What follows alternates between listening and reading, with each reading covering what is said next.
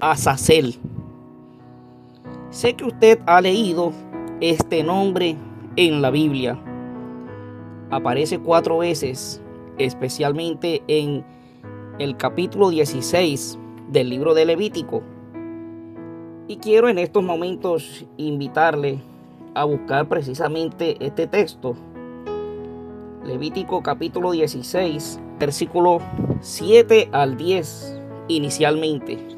Después tomará los 2 machos cabríos y los presentará delante del Señor a la puerta del tabernáculo de reunión, y echará suertes a Aarón sobre los 2 machos cabríos, una suerte por Jehová y otra suerte por Azazel.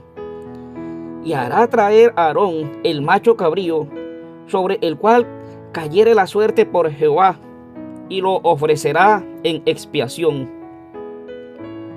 Mas el macho cabrío sobre el cual cayere la suerte por Azazel, lo presentará vivo delante de Jehová para hacer la reconciliación sobre él, para enviarlo a Azazel al desierto.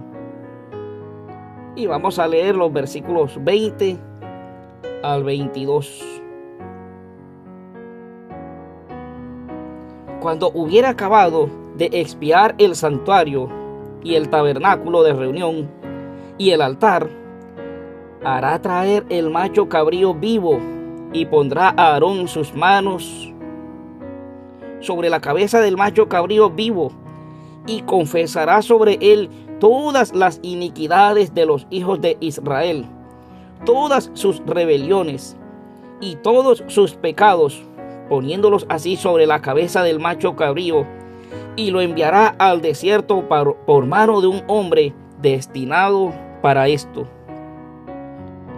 Versículo 22. Y aquel macho cabrío llevará sobre sí todas las iniquidades de ellos a tierra inhabitada, y dejará ir al macho cabrío por el desierto.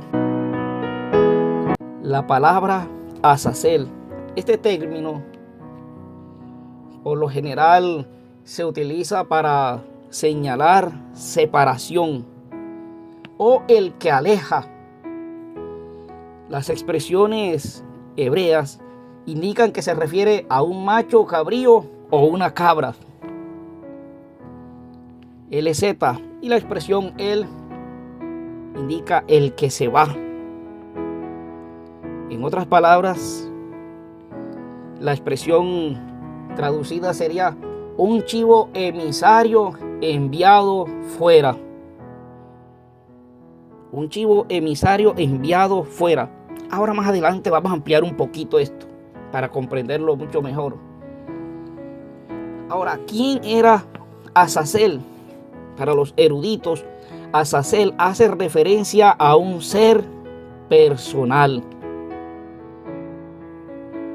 pero especialmente creen que se hacía referencia a un demonio particular. ¿Por qué se cree que era un demonio en particular o un ser personal y no una simple imagen, o no una simple referencia al mal o al pecado, sino a alguien?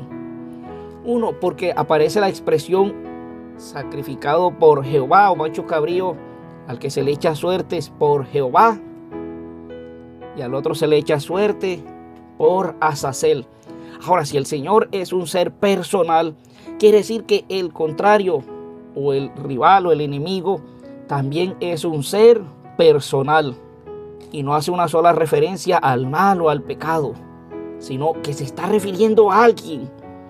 Ahora, ¿quién es ese alguien rival o que está en contra de Dios?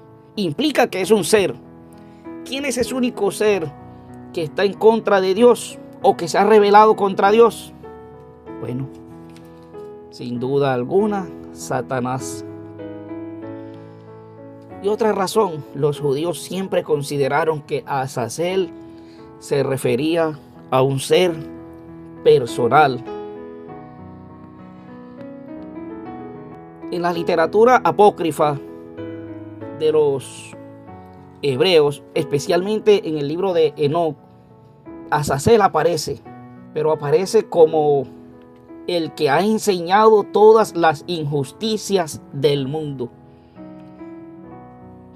Pero también hace referencia a un ángel caído, un príncipe demoníaco que enseña a los hombres la magia. Un príncipe demoníaco que enseña a los hombres el ocultismo. Un príncipe demoníaco que enseña a los hombres a fabricar armas. Un príncipe demoníaco que enseña la corrupción a la humanidad, o de la humanidad antes del diluvio. Es decir, que en este libro apócrifo de la literatura judía, Azazel era un ser demoníaco, un príncipe entre los demonios. En la literatura mística, en el misticismo, Azazel era considerado un demonio poderoso que era asociado a las guerras, a la brujería y a la rebelión. Ahora, ¿quién era Azazel? Por la lectura de la palabra de Dios, podemos decir que Satanás. Pero la pregunta entonces es, ¿qué hace Satanás o qué implicación tiene Satanás allí en el día de la expiación? ¿Y por qué dice la Biblia que sobre él se colocaban los pecados? ¿Acaso Satanás tiene algo que ver con la expiación? ¿Acaso Satanás tiene algo que ver con la culpa de los pecados? Entonces algunos critican y dicen, los adventistas creen que Satanás hace parte de la expiación de los pecados y no solo Jesús. Pero ¿realmente eso enseña la Biblia? ¿O solamente es por criticar? Quiero primero que nosotros vayamos al libro de Levítico y nos ubiquemos en el pasaje que acabamos de leer. En Levítico capítulo 16. En el día de la expiación, también conocido como Yom Kippur.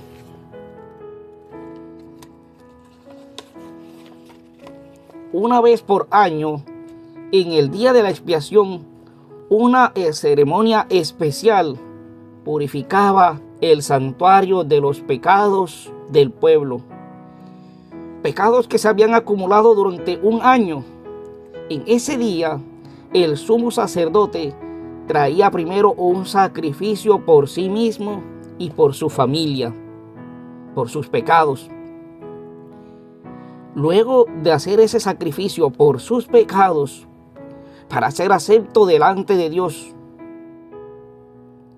echaba suerte sobre los dos machos cabríos, uno por Dios y el otro macho cabrío que se enviaba al desierto, que era por Azazel.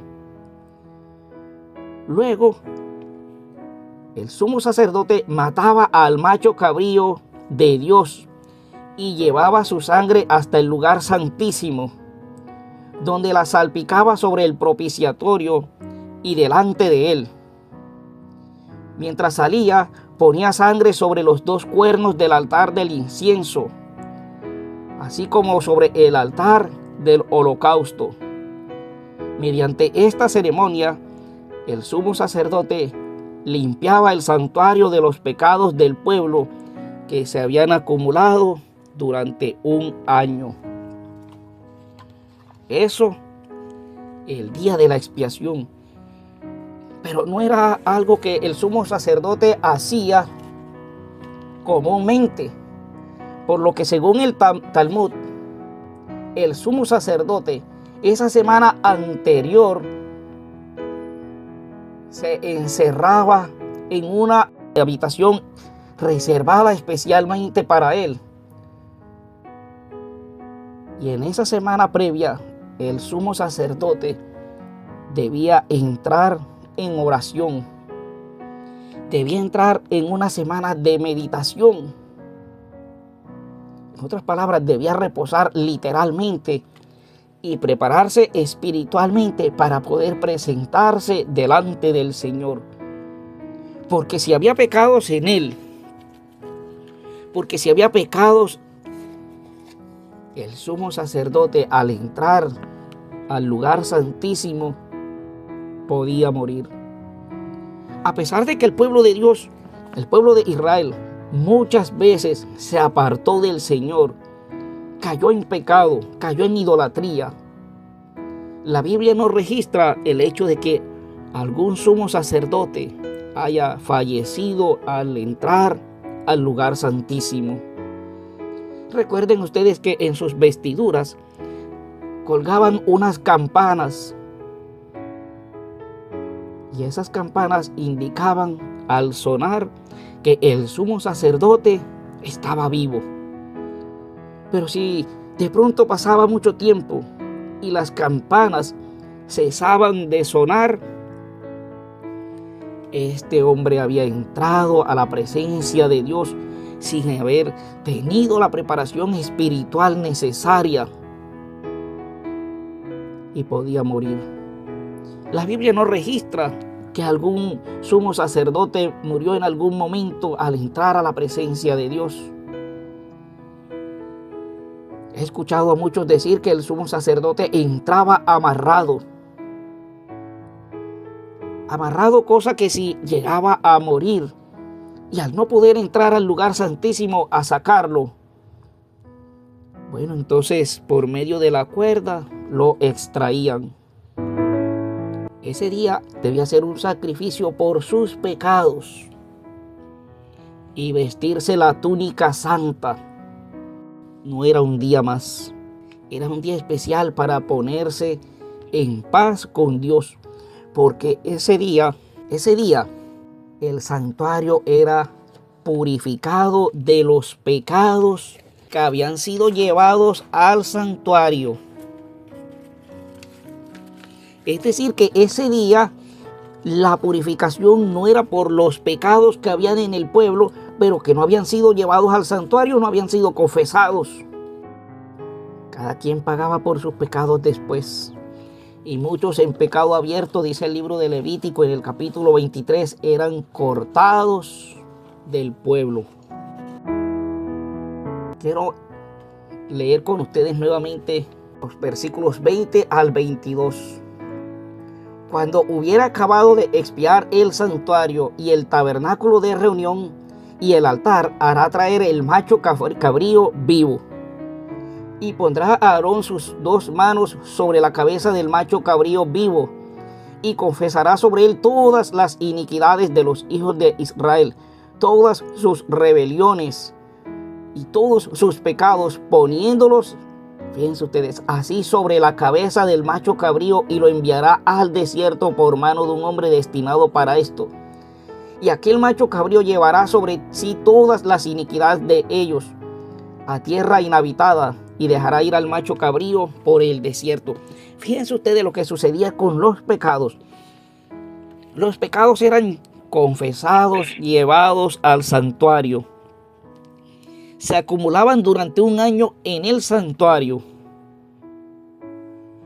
Ese día el sumo sacerdote, al hacer el sacrificio por Jehová o por Yahvé, los pecados quedaban por un momento sobre el sumo sacerdote, porque él ahora iba y colocaba las manos, sus 2 manos, sobre el macho cabrío, sobre la cabeza.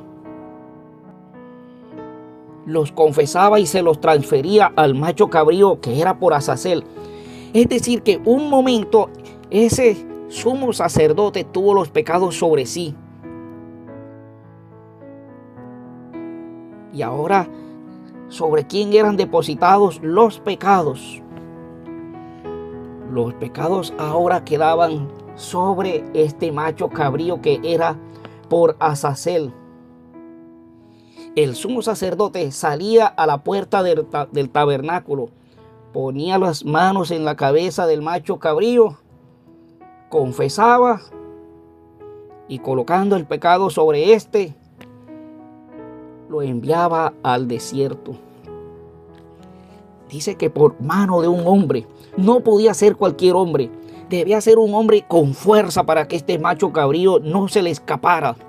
No sea que se le escapara y corriera por en medio del pueblo. No podía dejar que los pecados estuvieran sueltos en medio del pueblo. Así que era un hombre fuerte, un hombre resistente para ir a lo más lejano, allá en el desierto donde debía abandonar vivo. En ningún momento lo sacrificaba ni el sumo sacerdote ni este hombre. Era llevado vivo al desierto. Ahora, entonces, simbólicamente, entremos a detallar algunos aspectos. Aquí hay muchos símbolos para Jesús. Muchos símbolos para Jesús. Son tipos de Jesús. ¿Quién es el Cordero sacrificado por la humanidad? Cristo Jesús. Juan lo dijo, es aquí el Cordero de Dios que quita el pecado del mundo. ¿Quién es nuestro sumo sacerdote de acuerdo a Hebreos? Cristo Jesús. Y entonces, ¿a quién representa este hombre fuerte que debe llevar al macho cabrío al desierto? ¿Quién más puede ser sino Cristo Jesús? ¿Y quién representa o a quién representa a este macho cabrío, Azazel, príncipe de los demonios? No hay duda que a Satanás. Cristo Jesús atando a Satanás para llevarlo al desierto. ¿Cuándo? Si usted y yo leemos el capítulo 20 del libro de Apocalipsis, Satanás es llevado al desierto. ¿Por cuánto tiempo? 1000 años. El milenio, la tierra queda desierta y es atado aquí a la tierra. Nosotros estamos en el cielo. Los impíos han fallecido. Lea usted el capítulo 20 de Apocalipsis. El milenio. Los impíos han fallecido. Nosotros estamos en la casa del Padre. Jesús nos ha llevado al cielo. Satanás queda atado aquí a la tierra a una cadena de circunstancias sin tener a quien engañar. Y así como el macho cabrío moría en el desierto, Satanás también pagará muriendo después del milenio. Usted lo puede leer en Apocalipsis 20. Ahora, entonces, ¿cómo confirmamos o cómo podemos afirmar que este macho cabrío por Azazel es Satanás, es símbolo de Satanás? Muchos critican al pueblo adventista porque dicen, entonces Satanás tiene que ver con nuestra expiación. ¿Desde cuándo Satanás entra a cargar o a llevar nuestros pecados si nuestros pecados los lleva Jesús? Pero antes de dar respuesta, quiero mencionarles que este concepto no es solamente de los adventistas. Existen otros autores no adventistas que sin duda confirman que el macho cabrío es símbolo de Satanás. Por ejemplo, en algunas traducciones de la Biblia, como la Biblia de las Américas o la inglesa autorizada, la King James, la expresión utilizada para designar al segundo macho cabrío del ritual del día de la expiación, esta expresión en inglés es traducida como macho cabrío expiatorio. Macho cabrío expiatorio. Es decir, que este macho cabrío sí tenía algo que ver con los pecados. ¿Pero qué tendría que ver Satanás con nuestros pecados? Muchos eruditos creen que la expresión macho cabrío o chivo emisario no transmite la idea del texto hebreo. Porque algunos, como Driver, un erudito crítico, designa que el macho cabrío hace referencia a un espíritu maligno que se suponía habitaba en el desierto. Esta palabra solo aparece aquí en el Antiguo Testamento y hace referencia a un chivo emisario. Entonces, para algunas personas de otras denominaciones, ¿a quién representa Azazel?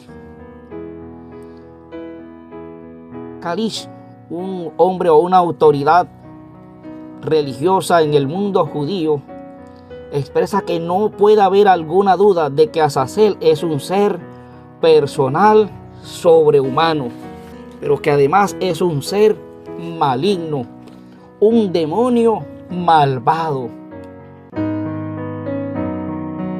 Por ejemplo, Howden, un erudito de la iglesia anglicana, de los dos machos cabríos, uno era para Jehová, significándose con ello la aceptación de la ofrenda por el pecado. El otro era para Azazel. Es probable que éste deba entenderse como una persona siendo paralelo a Jehová. Por ello es probable que Azazel sea un sinónimo de Satanás. Hessenberg, un erudito de la iglesia presbiteriana, la manera en la que la expresión por Azazel es puesta en contraste con por Jehová requiere necesariamente que Azazel designe a una existencia personal. Y si es así, puede referirse solamente a Satanás. No somos los únicos con este concepto. William Hens, de la iglesia congregacionalista, cree que Azazel es el nombre del diablo. El comentario bíblico metodista dice: se desconoce qué significa la palabra, pero debería referirse como el nombre propio de un demonio del desierto. La Biblia Septuaginta utiliza la palabra apopompaios, que significa el que aleja, o chivo expiatorio, y hace referencia a una deidad maligna. Ahora entonces sigue nuestra pregunta: ¿a quién entonces simboliza este chivo expiatorio? Sin duda alguna, a Satanás. ¿Pero qué tiene que ver Satanás con la expiación de nuestros pecados? Mi hermana, mi hermano, si usted lee cuidadosamente Levítico 16, no está diciendo que nuestros pecados eran expiados por el chivo que era dejado vivo por Azazel. ¿Qué está diciendo entonces Levítico 16? Que sobre ese animal recaía la culpa de los pecados. En otras palabras, la culpa de nuestros pecados, ¿sobre quién recae? Sobre Satanás. Ahora, no es que Satanás haga la expiación, no es que Satanás sea el que va a salvarnos, no. El que nos salva es Cristo Jesús con su sacrificio, que era el cordero sacrificado por Jehová, por el Señor, por Yahvé. Pero la culpa o el responsable principal era considerado Azazel. En otras palabras, la responsabilidad de nuestros pecados confesados, llevados al santuario, van a caer o a recaer sobre el verdadero responsable de nuestros pecados.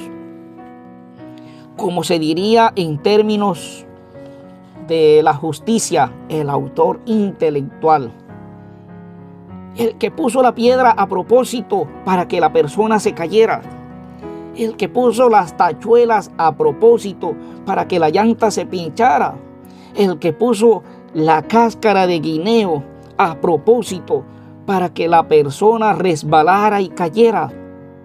El autor intelectual, el que hace pecar a la humanidad, ¿quién es? Satanás. El que te hace pecar a ti y a mí, la decisión la tomas tú, la decisión la tomo yo. Pero el que te pone la piedra, el que te pone la cáscara de guineo para caer, ¿quién es? Satanás. ¿Y acaso va a quedar entonces él sin culpa? No.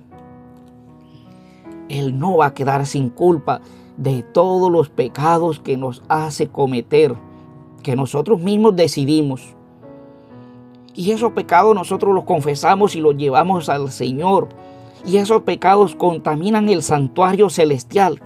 Daniel 8:14 dice, luego el santuario será purificado. Después de 1844 no había santuario en pie. ¿Cuál era el que estaba desde ese entonces? El santuario celestial. Es decir, que los pecados que tú y yo hoy llevamos a Jesús pidiendo perdón son depositados al santuario. Y al final, ¿quién pagará por la culpa de nuestros pecados?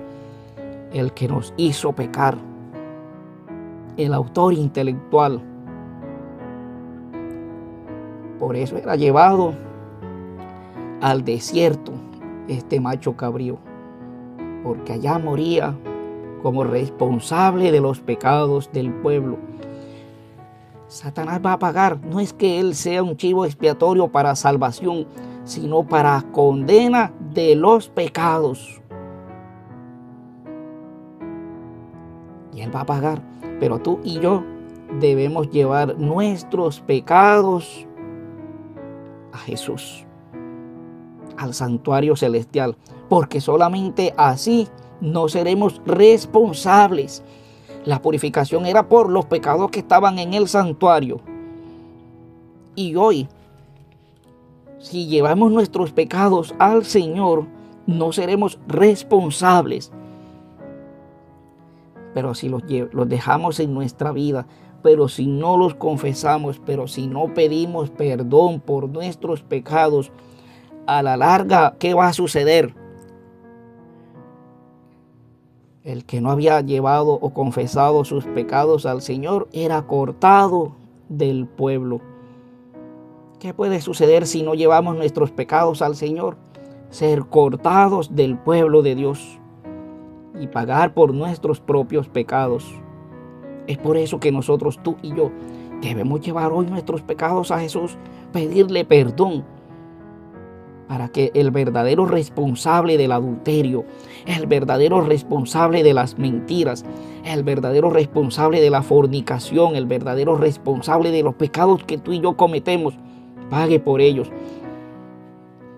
Pero debemos llevarlos a Jesús y ser transformados, ser nuevas criaturas, porque no quiere decir que ahora entonces voy a pecar a propósito y voy, confieso y ya se los paso a Satanás, al santuario, y luego los paga Satanás, y voy y vuelvo y hago lo mismo, y yo otra vez confieso, y yo otra vez van al santuario, y luego Satanás pagará por ellos. No, no es este jueguito.